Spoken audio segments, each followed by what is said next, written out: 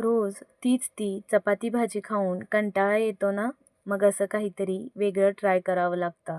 ही dish दिसायला जेवढी सुरेख दिसतीये तेवढीच टेस्टला जबरदस्त लागते व झटपट तयार होते. ही डिश बनवण्यासाठी मी इथं फ्लॉवर स्वच्छ निवडून धुवून घेतला आहे. त्याचे असे छोटे छोटे काप करून घ्यायचे. आता कापलेला फ्लॉवर आपण पाण्यामध्ये उकळून घेणार आहोत.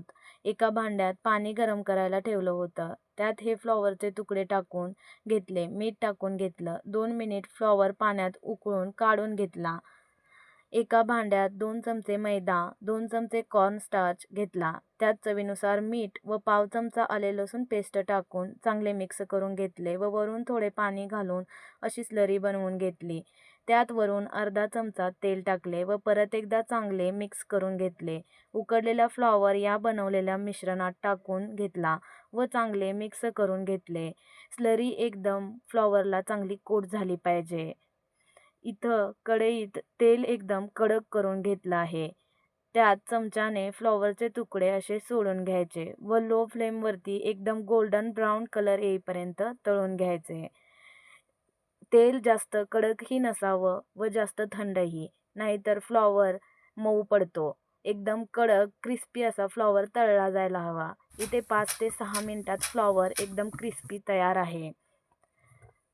एका पॅनमध्ये 2 चमचे तेल गरम करून घ्यायचे. त्यात कढीपत्ता घालायचा. कढीपत्ता तडतडला की त्यात एक बारीक चिरलेला कांदा घालून परतून घ्यायचं.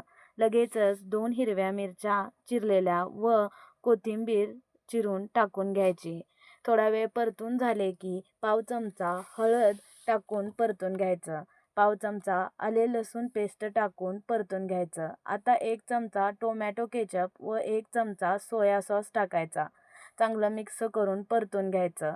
आता वरून 1 चमचा कॉर्नस्टार्च पाण्यात मिसळून टाकून घ्यायचा. चांगलं एकजीव करून घ्यायचं.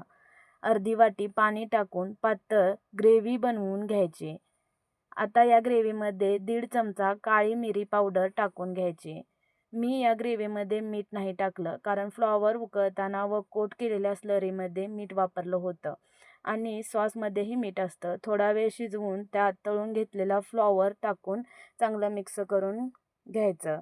किती छान कलर आला आहे आणि टेस्ट म्हणाल तर एकच नंबर. तयार आहे स्ट्रीट स्ट्रीट स्टाईल गोबी मंचुरियन किंवा कर्नाटका स्पेशल पेपर गोबी. रेसिपी आवडली असल्यास व्हिडिओ लाईक करा व